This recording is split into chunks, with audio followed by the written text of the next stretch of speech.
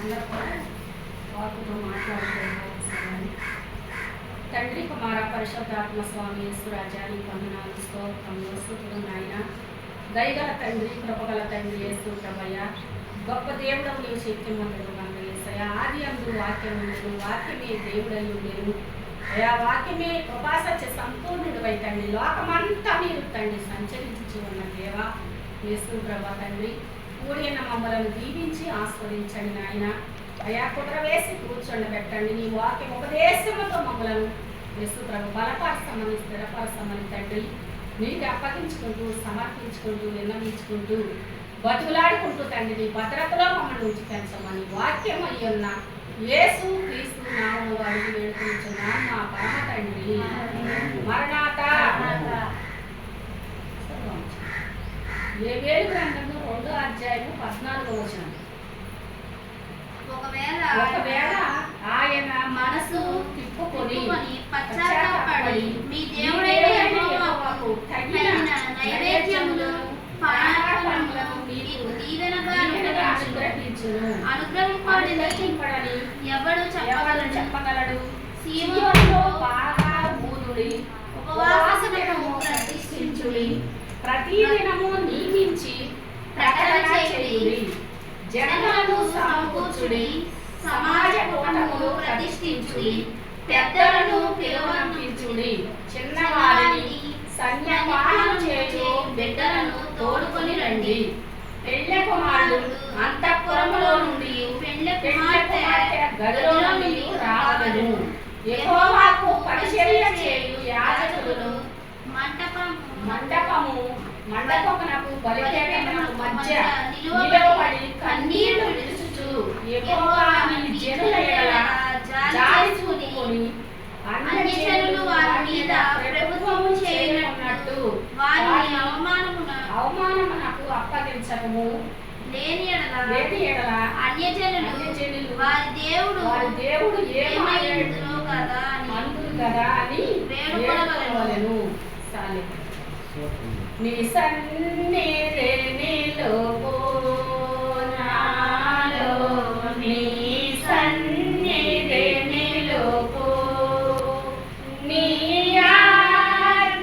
ఆజ్ఞలన్నీయు అనుసరించు ఆత్మను నాకిమ్మయ్యా. నీ ఆజ్ఞలన్నీయు అనుసరించు ఆత్మను నాకిమ్మయ్యా. నీ సన్నిధి నిలుపు నాలో నీ సన్నిధి నిలుపు. ఆపదలే ఈ వేళ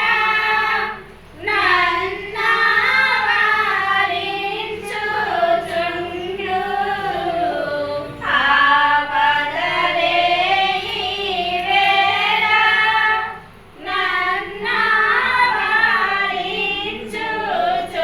నన్నావరించుచుండు.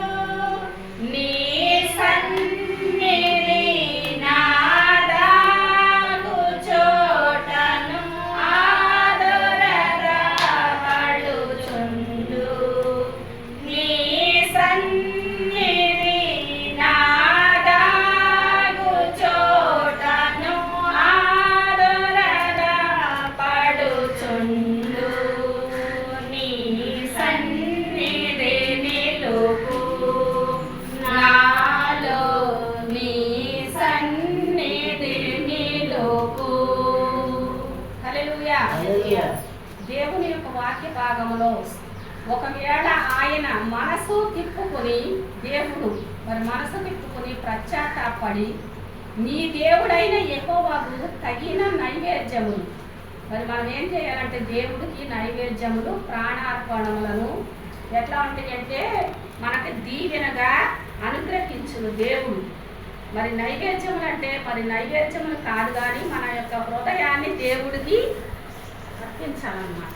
హల్లెలూయా.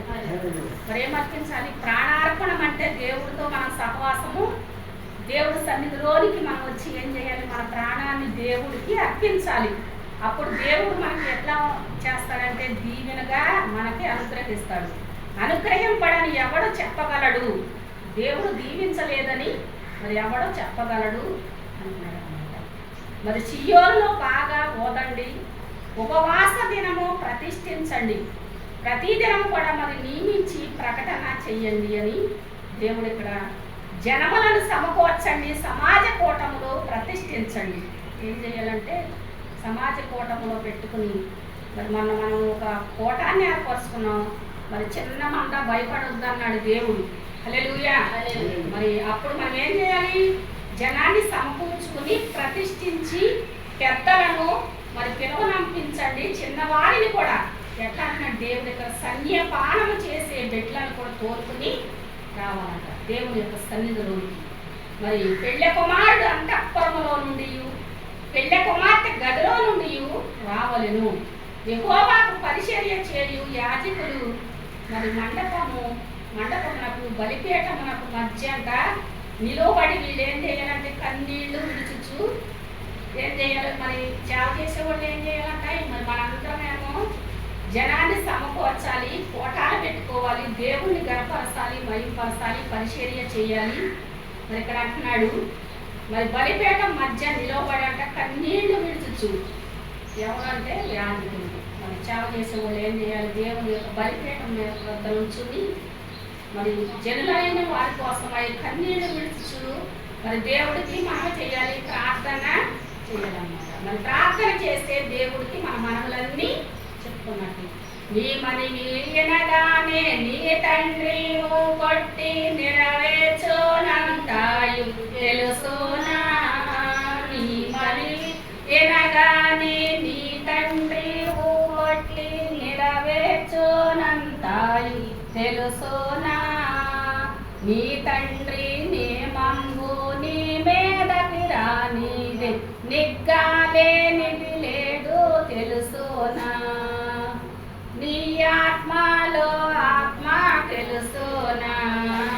క్రైస్తవ సంగమ ఘనకార్యములు చేయు కాలము వచ్చును తెలుసునా.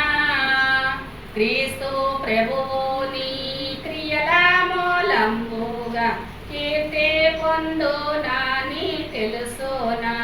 కీడు నిడగొట్టెదవు తెలుసునా, కిడుకులెడగొట్టెదవు తెలుసునా. హల్లెలూయా. మరి మనందరము యాజకులైన వాళ్ళేమో దేవుడి సన్నిధిలో వచ్చి కన్నీళ్లు విడుచుచు ప్రజల కోసమై ప్రార్థన చేయాలి.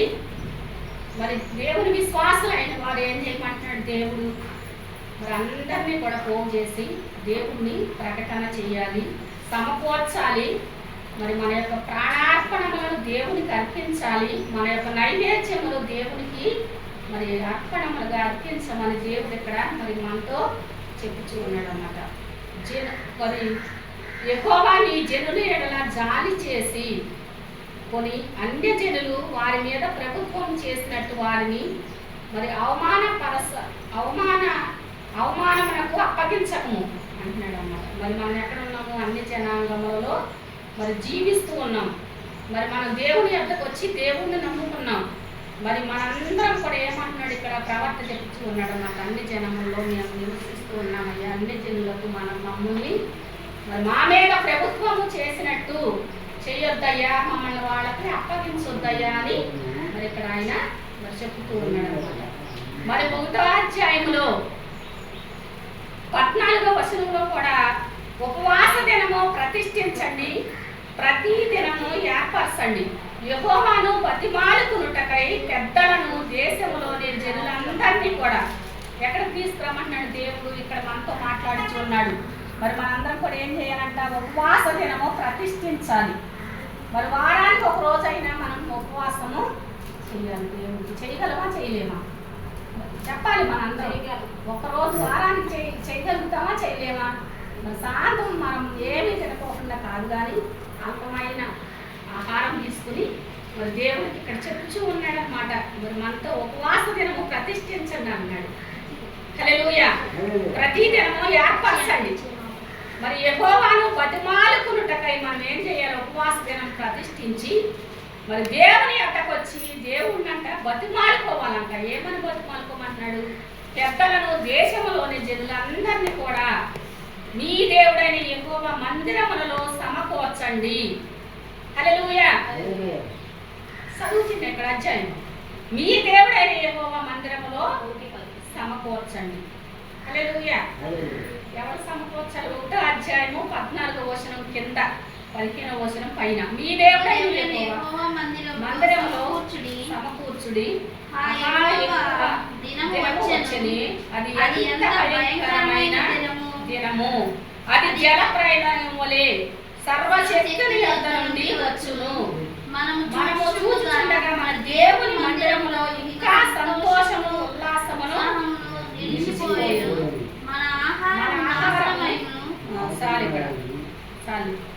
హల్లెలూయా. ఏమంటున్నారు? దేవుడితో సమకూర్చమంటున్నాడు. మరి నాకెందుకు లేని నువ్వు అనుకోవద్దు, మరి నాకెందుకు లేని నేను అనుకోవద్దు. ఇది ఎవరి పని అంటే దేవుడి పని. మరి మనల్ని ఎట్టా సమకూర్చమంటున్నాడు? ఇది వాక్యంలో ఉంది. మరి నేను ఈ వాక్యం కాదు, ఈరోజు నేను ఏదో చెప్పాలనుకున్నా. దేవుడు ఈ వాక్యాన్ని మరి ఇచ్చాడు కనుక నేను చెప్పుకున్నాను అనమాట. హల్లెలూయా. మరి మనందరం కూడా ఎవరు పని చేయాలంటే దేవుడి సన్నిధిలోనికి జనాన్ని సమకూర్చి దేవుని యొక్క పని మరి మనం జరిగించాలి. ఇప్పుడు ఈరోజు ఆరాధన చేస్తున్నాం. ఇద్దరు ముగ్గురు కూడిన చోట దేవుడు నేను ఉంటానన్నాడు. మరి 100 మంది ఉన్నా కాడ 1000 మంది ఉన్నా కాడ ఉంటానన్నాడా? ఇద్దరు ముగ్గురు అన్నా కాడ ఉన్నారా దేవుడు? ఇద్దరు ముగ్గురు అని వాక్యంలో ఉన్నాయి. మరి మత్తయి సువార్తలో ఉంటుంది అనమాట. ఇద్దరు ముగ్గురు భూమిపైన ఎక్కడైతే ఏకీభవిస్తారో వాళ్ళ మధ్యలో నేను ఉంటానని వాగ్దానం చేసాడు. మరి వాగ్దానం చేసిన దేవుడు నమ్మదగిన దేవుడు. ఆపద కాలంలో మనం పద్దాలు చెప్పుకుంటాం. నమ్మదగిన సహాయకుడు యేసుక్రీస్తు ప్రభు. ఏ ఆపదలో మనం జీవించినప్పుడు మనం మొరపెట్టే దేవుడు మనకు ప్రతిపుత్రాన్ని మరి పంపిస్తారనమాట. మనం ఎట్లా ఉండి ఎట్లా చేస్తే గోనె పట్ట వేసుకుని రాత్రి అంతయు గడపండి. నైవేద్యములను ప్రాణార్పణములను మీ దేవుని మందిరమునకు రాకుండా నిలిచిపోయెను అంటున్నాడు అనమాట. దేవుడు ఇదే అధ్యాయంలో 13వ అధ్యాయము మరి వచనము కింద అనమాట. 14వ వచనము పైన ఏమంటున్నాడు? గోనె పట్ట వేసుకోనండి. వేసుకున్నంట రాత్రి అంతయు గడపాలంట మనం. హల్లెలూయా. ఏం చేయాలి? దేవుని సన్నిధిలోకి వచ్చి గోనె పట్ట కట్టుకుని రాత్రి అంతయు గడపండి. నైవేద్యములను ప్రాణార్పణములను మీ దేవుని మందిరమునకు రాకుండా నిలిచిపోయాలి అంట. ఇన్ని చేసినా కూడా, అన్ని ప్రార్థనలు చేసినా దేవుని సన్నిధిలోనికి ఎన్ని రాకుండా నిలిచిపోయాయని మరి దేవుడు మరి మనతో మాట్లాడుచు ఉన్నాడు. మరి ఇంటి తిట్టు మనకు రాకోకుండా మరి ప్రభువే మనల్ని కాపాడి రక్షించునుగాక. నరులకు సంతోషమేమీ లేకపోయేనని చెప్పుచూ ఉన్నారనమాట. యాజకులారా మరి 13వ వచనంలో యాజకులారా గోనె పట్ట కట్టుకొనండి, అంగలార్చండి, బలిపీఠం వద్ద పరిచర్య చేయువారులారా రోదనము చెయ్యండి అని నా దేవుని పరిచారకులారా అని మరి దేవుని యొక్క వాక్యం మనతో మాట్లాడుతూ ఉందన్నమాట. హల్లెలూయా. మరి యాజకులైన వారు ఏం చేయాలంటే గోనె పట్ట కట్టుకునంట అంగలార్చాలంట. దేవుని యొక్క సన్నిధిలో బలిపీఠం వద్ద మరి కూర్చుని మరి ఆయన యొక్క పరిచర్య చేసే వారులారా దేవుని సన్నిధిలో మీరు అంగలార్చండి అని దేవుని యొక్క వాక్యం మాట్లాడుతూ ఉన్నాం మనతో. హల్లెలూయా. మరి అంగలార్చే బిడ్డలుగా ఉండాలి. మన యొక్క హృదయాన్ని దేవుడికి అర్పించే బిడ్డలుగా ఉండాలి. మరి దేవుడు మనల్ని ఏమి బలులు అర్పించమని అడగలేదు, కానీ మన యొక్క హృదయాన్ని మనం అడుగుచూ ఉన్నాడు. మనల్ని అర్పించుకోమని దేవుడు మనతో మాట్లాడుతూ ఉన్నాడు అనమాట. హల్లెలూయా. మన యొక్క జీవితము ఎట్లా ఉందంటే ఒకప్పుడు గొంగళ పురుగు వలే ఉందన్నమాట. గొంగళ పురుగు ఏమవుద్ది? గొంగళ పురుగుని చూస్తే ఎవరైనా కూడా మరి ఏం చేస్తారు? మరి దాన్ని చూసి అసహించుకుంటారనమాట. మరి అట్లాంటి మరి సాగుబోతి నుండి నిన్ను లేవనెత్తి దయను కృపను మరి మనకు అనుగ్రహించిన దేవుడు యేసుక్రీస్తు ప్రభు. ఆ గొంగళ పురుగు అంట ఏమవుద్దంటే చేతాకు ఒక చిలుకులాగా మారిపోద్ది అనమాట. మరి దేవుని యొక్క సన్నిధిలోకి వచ్చినప్పుడు మరి మన జీవితం అట్లా ఉన్నప్పుడు దేవుని యొక్కకు వచ్చినప్పుడు ఆ చేతాకు ఒక చిలుకులాగా మారిపోయి మరి మనందరం కూడా ఎట్లా ఉంటామంటే మన జీవితాలు ఆ చేతాకు ఒక చిలుక ఎంత చక్కగా ఉంటుంది, ఆ గొంగళ పురుగు ఎంత అసహ్యంగా ఉంటుంది అని మరి మనందరం కూడా దేవుని బిడ్డలుగా ఆయన పరిశుద్ధుడై ఉన్నాడు. మనం పరిశుద్ధులుగా జీవించాలి. దేవుని యొక్క సన్నిధానంలోకి వచ్చి ఆయన పని చేసే బిడ్డలుగా, పరిచర్య చేసే బిడ్డలుగా, పరిచారకులారా మీరు గోనెపట్ట కట్టుకోండి అంటున్నారు అన్నమాట ఇక్కడ దేవుడు. హల్లెలూయా. దేవుని యొక్క దినము మహాదినము వచ్చింది అనమాట. ఒకప్పుడు ఆయన మరి కొనిపోయే రోజులు వస్తాయి. దేవుడు ఆయన మరి మనందరినీ కూడా ఆకాశ మండలంలోనికి కొనిపోయే మరి అప్పుడు మనందరినీ కూడా ఆయనతో పాటు తీసుకుని వెళ్తారనమాట. మరి దేవుని యొక్క వాక్య భాగంలో 2వ అధ్యాయమే 28వ వచనం కూడా చదువుకున్నాం. మరి తరువాత నేను సర్వ జనుల మీద కూడా నా ఆత్మను కుమ్మరిస్తా. మీ కుమారులు మీ కుమార్తెలు ప్రవచనములు చెప్పుదురు, మీ ముసలి వాళ్ళు కూడా కలలు కందురు, మీ యవ్వనులు దర్శనములు చూచెదరు. ఆ దినముల్లో నేను పనివారి మీదను పనికత్తెల మీద నా ఆత్మను కుమ్మరిస్తాను. మరియు ఆకాశమందును భూమి అందును మహస్కార్యములు అనగా రక్తము, అగ్నిని, దోమ, ద్రవ్యములను కనుపరిచేదను. యెహోవా యొక్క భయంకరమైన మహాదినము రాకముందు సూర్యుడు తేజోహీనుడగును, చంద్రుడు రక్తమయమగును అని యెహోవా చెలవిచ్చినట్టు చీయోను కొండ మీద యెరూషలేములోను తప్పించుకుని వారందరూ శపించిన వారిలో యెహోవా పిలుచువారు కనబడుదురు. ఆ దినము యెహోవా నామమును బట్టి ఆయనకు ప్రార్థన చేయి వారందరూ కూడా ఎట్లా ఉంటారంటే రక్షించబడతారంట. హల్లెలూయా. దేవుని యొక్క మహాదినము రాకముందే వారందరూ కూడా ఏం చేస్తారంటే దేవునికి పరిచర్య చేసి దేవుని పని ఎవరైతే చేస్తారో, దేవునికి ప్రార్థన ఎవరైతే చేస్తారో వాళ్ళంట మరి రక్షించబడతారని దేవుని యొక్క వాక్య భాగం చెప్పుచూ ఉన్నారన్నమాట. దేవుడు సర్వజనుల మీద కూడా ఆయన ఒక ఆత్మను కుమ్మరిస్తాడు. మరి మన యొక్క కుమారులు కుమార్తెలు కూడా అంట ప్రవచనములు చెప్తారు, ముసలి వాళ్ళు అంట కలలకు అంటారు, యవనస్తులు దర్శనములు చూస్తారన్నమాట. దేవుని యొక్క ఆత్మ మన పైకి వచ్చినప్పుడు మరి ఏబేలు ప్రవక్త ఇక్కడ చెప్పుచూ ఉన్నాడన్నమాట. హల్లెలూయా. దేవుని యొక్క వాక్య భాగాన్ని బట్టి మనందరం కూడా దేవుని యొక్క ఆజ్ఞానుసారముగా ఆజ్ఞ అతిక్రమించుటయే మరి పాపం అన్నాడు దేవుడు. హల్లెలూయా. మరి దేవుని యొక్క పని ఆయన చెప్పిన పని చెయ్యకపోవటమే పాపము, ఇంకోటి కాదు. కానీ మరి జన్మ పాపము, కర్మ పాపము, నడక పాపము, చూపు పాపము ఈ వేరు. మరి దేవుని యొక్క మాట వినకపోవుటయే మరి అతిక్రమించుటయే పాపం అన్నది అది వేరు అన్నమాట. హల్లెలూయా. దేవుని యొక్క అడుగు జాడల్లో నడిచి ఆయన మరి ఏమైతే మనతో చెప్పుచూ ఉన్నారో మనం ఆ యొక్క పని చేసే బిడ్డలుగా మనందరం కూడా జీవించాలని మరి యొక్క వాక్యాన్ని బట్టి మనందరం కూడా అర్థం చేసుకోవాలి. దేవుడు వాక్యాన్ని పంపి మరి దేవుడు ఇశ్రాయేలు ప్రజలను వాకు చేశాడనమాట. మరి మనం ఏ స్థలమందైనా ఎట్టి వారినైనా సరే పట్టి రక్షించే దేవుడు యేసుక్రీస్తు ప్రభువు. మనం ఏ స్థలంలో ఉన్నాం, మన బిడ్డలో, మన కుటుంబాలు మనం నమ్ముకుని ఉన్నాం మనందరం కూడా. మరి ఏ స్థలమందు ఉన్నా సరే మరి ఆయనే మనల్ని పట్టి రక్షిస్తాడని ఈ యొక్క వాక్యాన్ని బట్టి మనం అర్థం చేసుకోవాలన్నమాట. యెరూషలేము కాపురస్తులారా, నేను చెరలో నుండి రప్పించుచు కాలమున అన్ని జనులందరినీ సమకూర్చి యెహోషాపాతు లోయలోనికి తోడుకుని పోయి వారు ఆ దేశములలోనికి నా శ్వాసము ఇశ్రాయేలులను చెదరగొట్టి నా దేశమును తాము పంచుకునుటను బట్టి నా జనుల పక్షమున అక్కడ నేను ఆ అన్ని జనులతో యాజ్యము ఆడుదును అని దేవుడు ఇక్కడ చెప్పుచూ ఉన్నాడు అనమాట. హల్లెలూయా. అన్ని జనాంగంలో మనం జీవిస్తున్నప్పుడు అంటున్నాడు అనమాట, చెరలో నుండి రప్పించుచు ఆ కాలమున అన్ని జనులందరినీ కూడా సమకూర్చంట దేవుడు యెహోషాపాతు లోయలోనికి తోడుకుని పోయి వారంట ఆ దేశంలోనికి నా స్వాస్యమగు ఇశ్రాయేలులను చెదరగొట్టి నా దేశమును తాను పంచుకునుటను బట్టి నా జనుల పక్షమున అక్కడ నేను ఆ అన్య జనులతో యాజ్యము ఆడుదును. ఎంతమంది పెళ్లి చేసినా ఏ నలుదిక్కుల నుంచి మన పైకి వచ్చినా మరి దేవుడే మనల్ని కాపాడి రక్షిస్తాడు. హల్లెలూయా. మరి ఇక్కడ అంటున్నారన్నమాట, ఎంతమంది అన్ని జనాంగంలో ఎన్ని చేసినా మరి నేను ఆ అన్ని జనుల్లో నుంచి మిమ్మల్ని యాజ్యమాడి రక్షిస్తానని వాగ్దానం చేయించున్నాడు అనమాట ప్రభువు. హల్లెలూయా.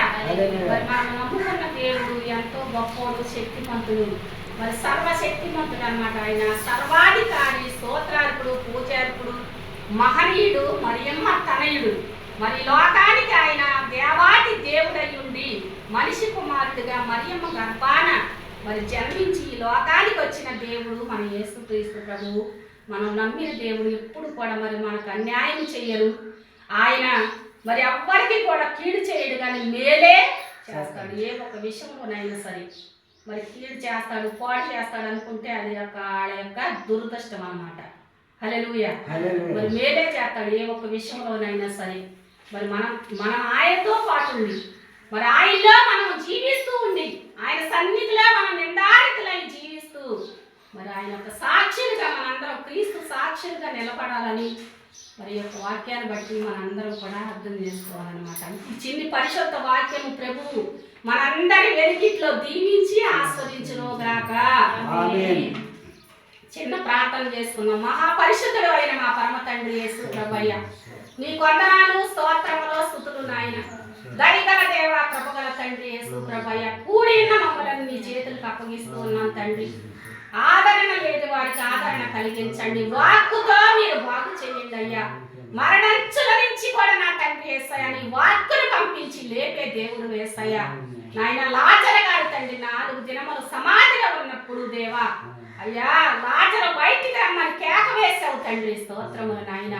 అయ్యా నమ్మితే ప్రభా నీవు అయ్యా చేయలేని పని లేదు దేవా యేసు ప్రభా. నమ్మకం లేని వారికి నమ్మిక కలిగించు తండ్రి.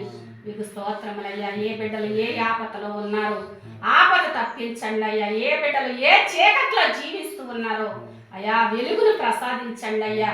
ఏ బిడ్డ చేదు అనుభవంలో ఉన్నారో తండ్రి యేసయ్య మారాని మధురంగా మార్చండి దేవా. నీకు స్తోత్రములు తండ్రి. సంతానం లేని బిడ్డలకు సంతాన దీవెన దయచేయండి అయ్యా. సమస్యలతో ఉన్న వారికి నాయన విడుదల ప్రకటించండి నాయన. పరిశుద్ధాత్ముడా పరమ తండ్రి అయిన దేవుడు యేసయ్య నీకు స్తోత్రములు సమర్పిస్తూ అయ్యా మమ్మల్ని చేతులకు అప్పగించుకుంటూ తండ్రి అయ్యా తండ్రి గారిని పరిశుద్ధులు దేవదూతలను 24 పెద్దలను మాతో ఉంచి మీరు మాతో ఉండమని తండ్రి ఈ ప్రార్థన పరలోక రాజ్యము చేర్చుకుని పరలోకపు దీవెన ఆశీర్వాదం అందించి నీ కృప మాకు తోడయించమని వరుడుగా ప్రియుడిగా పెళ్లి కుమారుడిగా రాబోచున్న వచ్చి వేసిన యేసు క్రీస్తు నామమున అడుగుచున్నాను మా పరమ తండ్రి. ఆమేన్. మరణాత.